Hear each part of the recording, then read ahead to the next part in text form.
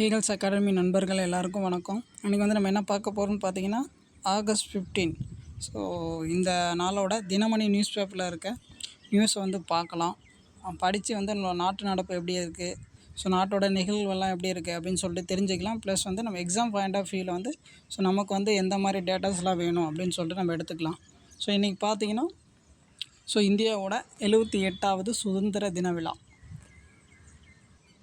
இப்போ பார்த்தீங்கன்னா, செங்கோட்டையில் வந்து 11வது முறையாக தேசிய கொடியை வந்து பிரதமர் மோடி வந்து ஏற்ற போகிறாரு அப்படின்னு சொல்லியிருக்காங்க.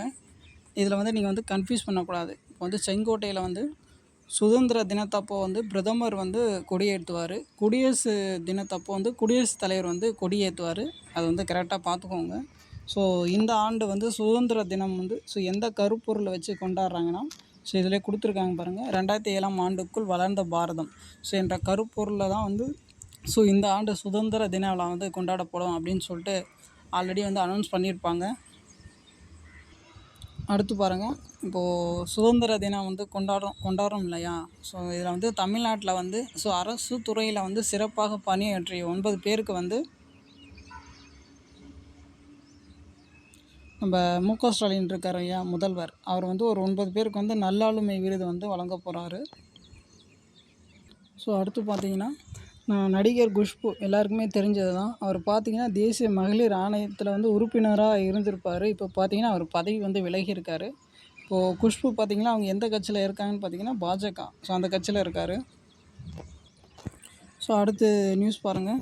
இப்போது நம்ம பக்கத்து யூனியன் இருக்கு இல்லையா புதுச்சேரி, ஸோ அந்த புதுச்சேரி வந்து ஸோ மாநில அந்தஸ்து வேணும் அப்படின்னு சொல்லிட்டு ஸோ புதுச்சேரி சட்டப்பேரவையில் வந்து தீர்மானம் வந்து நிறைவேற்றியிருக்காங்க.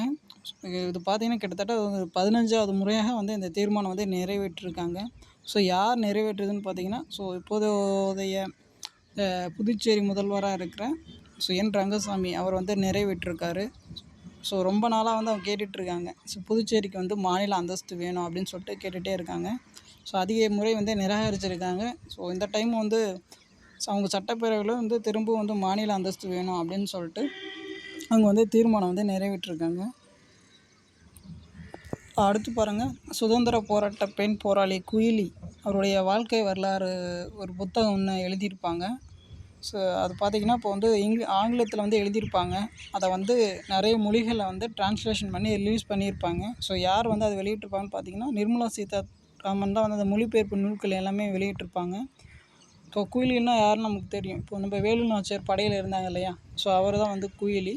ஸோ அவரை பற்றி ஒரு வாழ்க்கை வரலாற்று நூல் வந்து ஆங்கிலத்தில் இருந்துச்சு. ஸோ அதை வந்து தமிழ், ஹிந்தி, தெலுங்கு, ஃப்ரெஞ்சு இந்த மொழிகள்லாம் வந்து மொழிபெயர்த்து வந்து வெளியிட்டிருக்காங்க. வெளியிட்டது வந்து யாருன்னு பார்த்துக்கோங்க.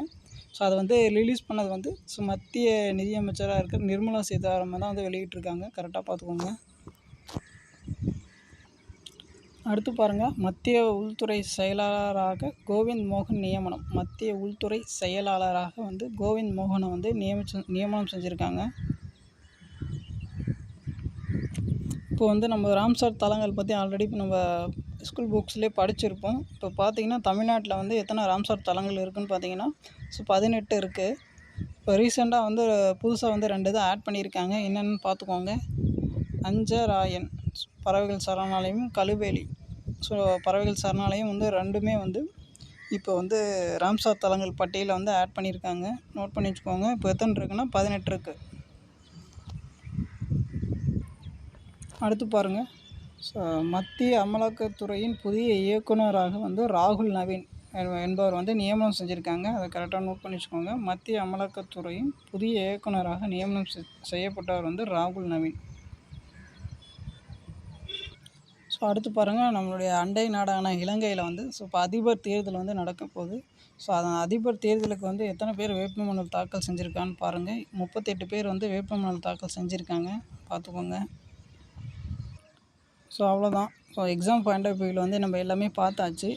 இப்போ தான் நம்ம சேனல் வந்து ஃபஸ்ட் டைம் பார்க்குறீங்கன்னா கொஞ்சம் சப்ஸ்கிரைப் பண்ணுங்கள், சப்போர்ட் பண்ணுங்கள், ஃப்ரெண்ட்ஸ்க்கு வந்து ஷேர் பண்ணுங்கள். ஏதாச்சும் டவுட் ஏதாச்சும் வேணும்னா கமெண்ட்ஸ் பண்ணுங்கள், நான் ரெஸ்பான்ஸ் பண்ணுறேன். தேங்க்யூ.